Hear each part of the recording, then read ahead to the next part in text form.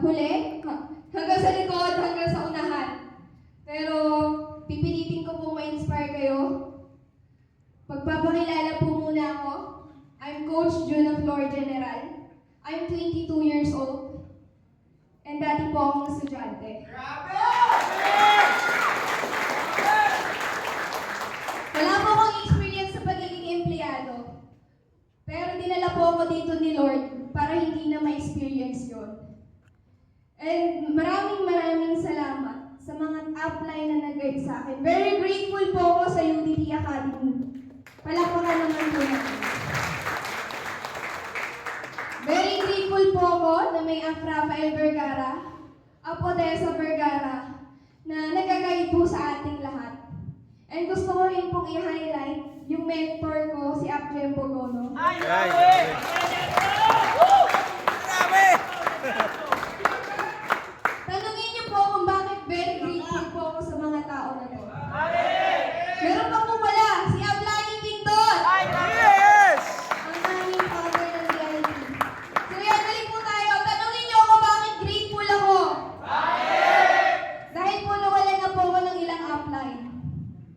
Naiwan na po ako na nag-invite sa akin, sa pinagpasahan po sa akin, at sa nag-guide po sa akin.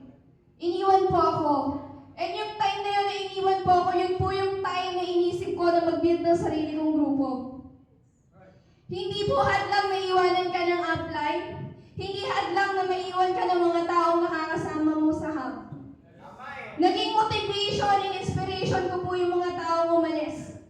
Kasi alam ko darating yung time. Ako yung mag-shine sa UDT Academy. Yes! Maraming salamat po sa mga taong naniwala at nagtiwala po sa akin. And guys, hindi naman po ako magaling nung nagsimula po ako. Hindi rin po ako matalino. Hindi rin po ako passionate na tao. Hindi rin po ganun kalawak yung mindset ko sa pagme-negosyo. Dahil na mindset din po ako kagaya ninyo, na anak mag-aral ka ng mabuti para pag nakapagtapos ka, para makahanap ka ng maganda trabaho. Yun din po ang na-mindset po sa akin. Pero tamad po kasi ako. Naniniwala po ba kayo? Hindi. Tamad po akong maging mahirap. Kaya binago ko po yung mindset ko simula nung pumunta po ako dito. Simula po nung nag-full-time ako, doon po nagbago yung pananaw ko sa buhay. Na ang isang kabataan, 18 years old, nag-start po sa ganitong negosyo. Grabe! 18 years old, sinimulang mangarap. Babae, bata. Bakit yung iba nahihirapang magsimula? Bakit yung iba, ang dami pang hinala? Ang dami pang duda sa sarili. Kasi ako po, unang tungtong ko po ng office hub, nagduda rin po ako. Pero wala po akong choice, pumasok na ako eh. Kailangan ko na lang galingan. Kailangan ko na lang maniwala. Gusto ko po kayong i-inspire as a 22 years old, babae, bata, pero hindi po basta babae lang. Yun! Hindi po basta bata lang. Kumikita ng 100,000, Grabe! nag-build ng grupo, practical po ako sa buhay. Ayoko na pong maging mahirap. Sino po gusto dito maging mahirap? Lahat na gusto maging mahirap, bukas po yung pinto. Pero kung gusto mong maging mayaman, may UDT Academy na mag-guide sa'yo. Hindi importante kung sino yung kasama mo. Ang importante ikaw. Kasi po, naging motto ko po nung mga panahong iniwan po ako ng mga tao sa hub. Mawala na sila, wag lang ako. Yes! Mawala na lahat, wag lang ako kasi yung pangarap ko buong buo para sa mama ko, Grabe! sa pamilya ko. Naranasan ko pong maliitin. Naranasan ko po na sabihan na hindi magaling, na hindi rin magtatagal. Bakit? Kasi bata daw po kasi ako. hindi ko daw to kaya. Pero ngayon nandito po ako sa harap ninyo para patunayan po sa inyo, buong kayang-kaya ko! Marami na po akong inaya na hindi alam ng iba. Marami na po akong ginawa na ako lang po ang nakakaalam. Na alam kong magaling ako, malakas ako, araw-araw minomotivate ko yung sarili ko. Magaling ka, Juna. Kayang-kaya mo to, pinagdaanan mo na to kasi galing ka sa wala. Tama? And gusto ko lang po sabihin sa inyo, ang babaeng ito, lalaban at lalaban, ano man ang mangyari. Yes! Marami kasi na nawalan lang ng direct, tinatamad na. Hindi lang kumita, tinatamad na. Nawalan lang ng grupo, tinatamad na. Share ko lang po, okay lang po ba, ah? Share ko. Dati po, nung bago po ako, nakapag-build po ako ng grupo. Nakapag-build po ako ng 12 na onliners sa Office Hub.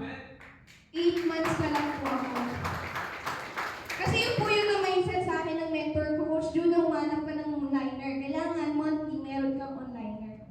So ginawa ko po, wala akong choice. Kailangan ko sundin yung mentor ko kasi siya po ang nakakaalam. Tapos po, naging silver executive prime po ako. 8 months po ako. And pagdating po ng 1 year, bumagsak po ako. Tanungin niyo kung bakit. Bakit? Kasi po lahat ng onliner ko nawala unti-unti. At nag-back to zero po ulit ako.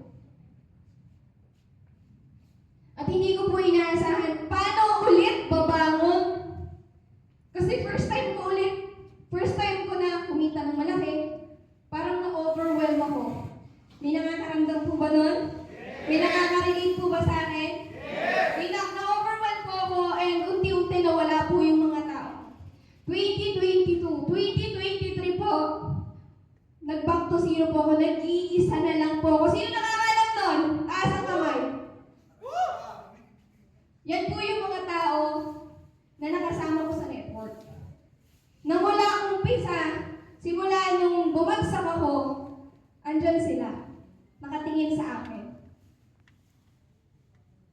And gusto ko lang pong i-share sa inyo na kahit hindi ka na po naniniwala sa sarili mo, mahalaga na may isang taong naniniwala sa'yo. Yes! Makakapitan mo at magiging guidance mo. Dahil nung nawalan po ako ng mga tao, bumalik po ako sa momentum ko. Inaral ko po ulit kung paano po ulit mag-direct, kumuha ulit ng tao, mag-direct kasi yun po yung puhunan ko. Sa negosyo na to, pag sinabing network, kailangan may network. Tama? Yes! Hindi pwedeng may network ka pero nag-iisa ka hindi. It's time para bumangon ka at mag-network ka ng mag-network ulit. Paulit-ulit lang, hindi naman nakakapagod kapag nagkakaresulta ka. Pero kahit mapagod ka, kailangan bumangon ka. And it's time para mag-grow ka. Hindi po nakakapagod mag-network. Ang nakakapagod mag-isa. Kaya trabahuin po natin na dumami. Trabahuin na may mga tao sa paligid po natin. Kasi tayo lang rin po ang makikinabang pagdating ng future. Yes! Sino po ba yung may mga pangarap dito? Bahay, lupa, savings, travel, yan po yung pangarap ko. And natatakot po ako na mawala yung lahat ng pangarap ko na dahil sa maling desisyon ko. And ngayon gusto ko pong sabihin sa inyo na sa mga desisyon nyo, kailangan nyong galingan. Kailangan nyong sipagan. Darating yung time, mapapagod ka. Darating yung time, manghihina ka. Pero hanggat may buhay, may pag-ibig. Hanggang may buhay, may pag-asa. Walang masamang umasa kung alam mo namang may resulta. Tama ba? Guys, gusto ko lang pong sabihin sa inyo, sa lahat po ng mga naging journey ko last year, lahat po yun planado.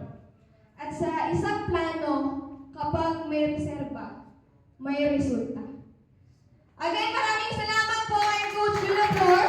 Don't stop hoping, don't stop